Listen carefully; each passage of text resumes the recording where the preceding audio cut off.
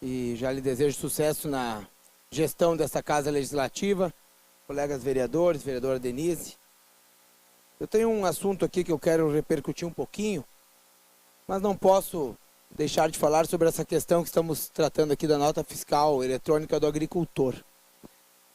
Sabem que se pudesse legislar sobre a matéria, não específico sobre a nota fiscal do agricultor eletrônica, mas eu criaria uma regra na democracia brasileira, no direito administrativo, na gestão pública brasileira, que o poder público, seja a prefeitura, seja o governo do estado, seja o governo federal, só pode exigir do cidadão aquilo que ele já faz.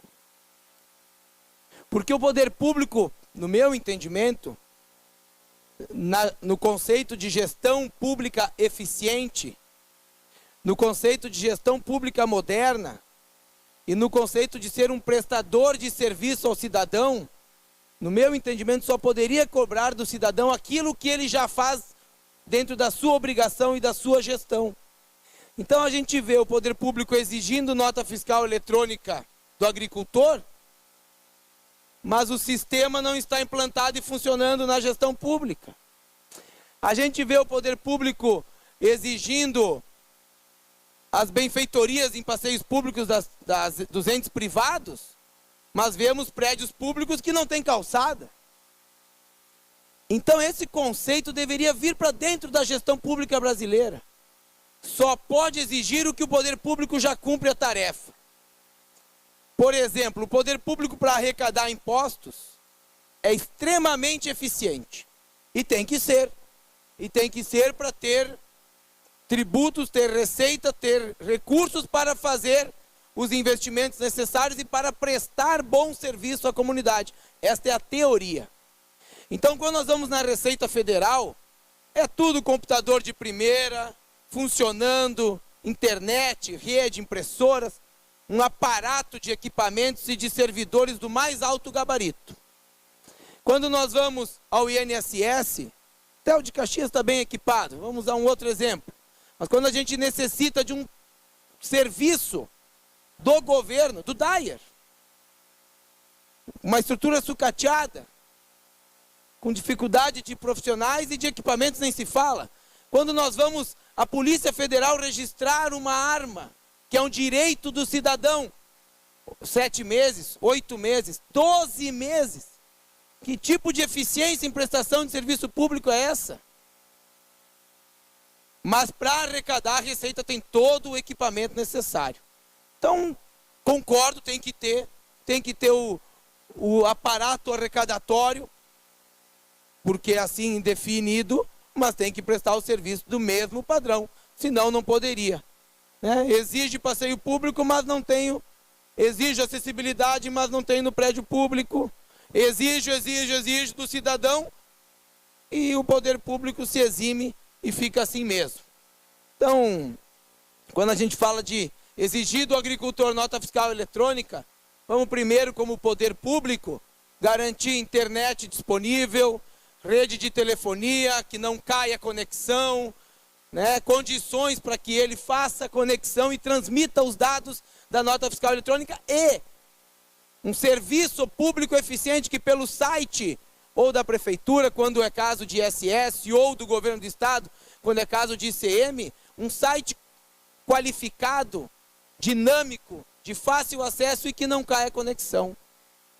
Então, colegas, nós vamos ter muito que debater isso, vereador Bump, porque o poder público é muito bom em cobrar, mas o poder público tem o dever de prestar serviço de qualidade. Tem o dever, porque arrecada bastante. E eu tenho comigo, colegas vereadores, e a quem nos acompanha pela TV Câmara, quando a gente fala da questão tributária no Brasil, se fala, nós temos que reduzir os impostos. A carga tributária brasileira é muito alta, está entre as mais altas do país, do mundo. É uma das cargas tributárias mais altas do planeta Terra. Eu concordo e acho que isso é um abuso. Mas se nós tivéssemos serviços públicos de qualidade, se nós não precisássemos pagar segurança privada para as empresas, pedágio para transitar nas estradas, plano de saúde para os trabalhadores, porque algumas vezes a rede não... Senhor presidente, só para concluir, eu solicito uma declaração de líder, a Vossa Excelência, da bancada do Partido Progressista.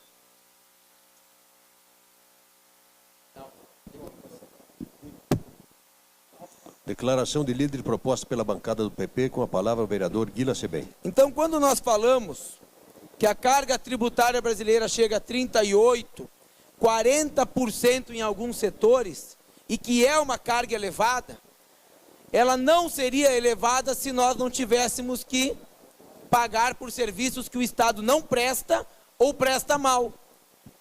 Para terem uma ideia, quem nos acompanha, e tenho falado bastante sobre isso, nós brasileiros trabalhamos até maio, ou seja, janeiro, fevereiro, março, abril, até meados de maio, ou seja, nós ainda estamos neste ano de 2014, trabalhando para pagar impostos. Tudo que nós produzimos no Brasil até o meados de maio, que é o mês que vem, vai para a carga tributária, para o custo Brasil, para a arrecadação tributária. Depois, colegas, o que nós trabalhamos até setembro, mais junho, julho, agosto e setembro, o cidadão brasileiro trabalha para pagar serviços que o poder público deveria disponibilizar com qualidade acessível a todos e que não disponibiliza. E aí vai pedágio das estradas, acesso à escola, acesso às universidades, acesso ao ensino técnico, acesso ao Sistema Único de Saúde Universal com todas as demandas, acesso à segurança, à tranquilidade de não ter que contratar. Hoje, falamos de interior aqui, tem áreas do interior do estado que está tendo que se contratar vigilância privada para cuidar da plantação de soja. Olha o absurdo. O privado, o produtor, tem que contratar vigilância privada para cuidar da plantação de soja, milhares e milhares de hectares, porque senão o Estado está sendo conivente com as invasões. Vão lá, uma turma do MST, invade, se instala, e aí, depois disso daqui não saio e reivindico o meu direito de terra. Se nós não tivéssemos que pagar por todos esses serviços que o Estado não presta, a carga tributária não seria elevada. A carga tributária seria adequada porque teria uma contrapartida do Estado. No entanto, nossos governos arrecadam 38% a 40% de tudo que é produzido, de toda a riqueza, concentra em Brasília e nós não temos serviços públicos eficientes, como temos no caso da Receita Federal, que é muito eficiente e bem equipada. Está aí os nossos bombeiros. Estamos vendo a dificuldade agora com a questão desta lei inoportuna que surgiu na Assembleia e que deveria ter sido dado um tempo de transição da lei antiga para a lei atual. Agora os bombeiros têm que resolver a questão. Mas eles não estão equipados para resolver a questão. Então, colegas, quando a gente fala de exigir, o poder público deveria primeiro cumprir o seu papel, cumprir a sua tarefa, disponibilizar serviços de qualidade para poder exigir do cidadão.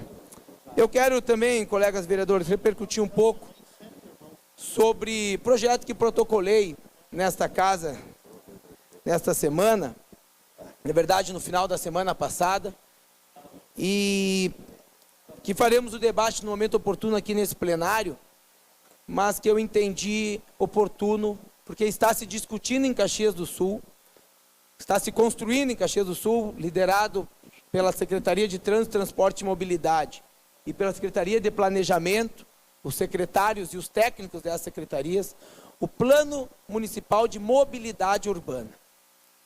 Plano esse que é parte, né, também do Plano Nacional de Mobilidade Urbana e que deve o município desenvolver, está em fase de construção da carta de referência para o município licitar uma empresa que irá fazer os estudos, as análises e depois apresentar um plano para o município poder trazer o debate. E em cima deste plano, Porto Alegre já tem, eu apresentei um projeto de lei e que penso ser parte desse futuro plano, que institui o Fundo Municipal de Gestão Cicloviário e dá outras providências. E por que eu julguei o momento oportuno ser agora para este debate? Primeiro, porque o plano está em construção. Terão audiências públicas depois, com certeza terá consulta à comunidade, mas é da prerrogativa do vereador contribuir para a construção das políticas públicas do município. E a mobilidade urbana é um ponto extremamente relevante para o desenvolvimento planejado de Caxias do Sul. São mais de 18 mil veículos, entre motos, caminhonetes, carros, que são emplacados anualmente em Caxias do Sul. São mais de 600 bicicletas por mês. Olhem bem a quantidade de bicicletas que estão sendo comercializadas por mês em Caxias do Sul. 600. Todos os meses. Dá 7.200 bicicletas num ano. Colegas, as bicicletas não são compradas para ficar enfeitando parede de garagem de casa. As bicicletas são compradas por pessoas que utilizarão elas para algumas finalidades, como ir ao seu trabalho, ir à faculdade, fazer uma atividade de lazer ao final de semana, fazer atividades de cicloturismo, ou então atividade esportiva, uma vez que ciclismo é um esporte olímpico. E teremos Olimpíadas em breve aqui no Brasil, quem sabe possamos ter algum ciclista de Caxias do Sul representando o Brasil nas Olimpíadas em 2016. E tudo isso envolve que essas bicicletas têm o direito de transitar, como estabelece o Código de Trânsito Brasileiro, e também o dever de respeitar as leis de trânsito.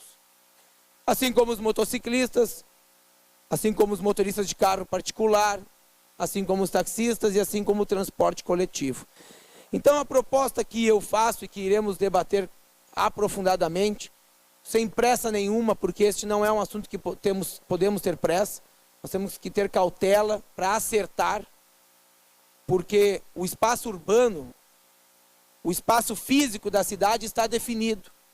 As ruas principais de Caxias do Sul estão definidas.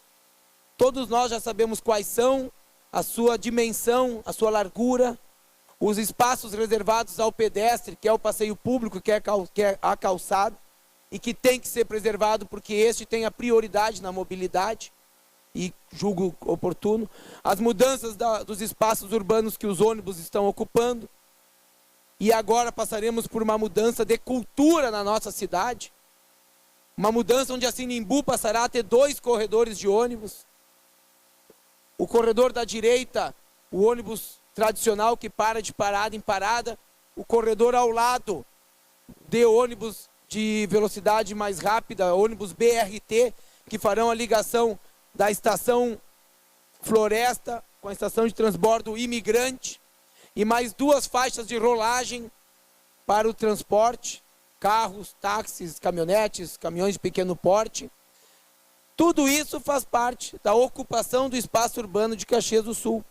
E neste espaço nós temos que necessariamente entender e incluir a bicicleta, que é uma forma que o cidadão tem de se locomover, respeitando e preservando o meio ambiente, favorecendo a sua qualidade de vida e a sua saúde, colaborando na mobilidade, porque um ciclista é um veículo a menos nas ruas, ou então uma pessoa a menos no ônibus, que faz dar espaço para outras pessoas que ocupam o transporte coletivo, e também é um meio de transporte acessível, porque é muito mais tranquilo para um cidadão comprar uma bicicleta do que comprar um veículo. E hoje tem bicicletas já adequadas para o relevo de Caxias, com marchas leves e que tem um custo bastante acessível de aquisição. Então propus que, pelo menos, e é isso que diz o projeto que eu vou defender, pelo menos 20% do correspondente dos valores arrecadados em multas de trânsito em Caxias do Sul sejam destinadas para este fundo, que ficaria chamado como Fundo Municipal de Gestão Cicloviário. E este fundo aplicaria esses recursos na implantação não apenas de ciclovias, que são importantes e é o principal ponto de investimento, mas também em sinalização, educação para o trânsito e educação ao ciclista, que tem que também respeitar as normas de trânsito, e aos motoristas para tentarmos alcançar uma convivência com menos atrito, que não vai ser fácil. Vamos levar alguns anos, mas temos que dar o passo inicial, e o passo inicial, no meu entendimento, pressupõe investimento do poder público, nesse caso, poder público municipal. Era isso, senhor presidente. Muito obrigado.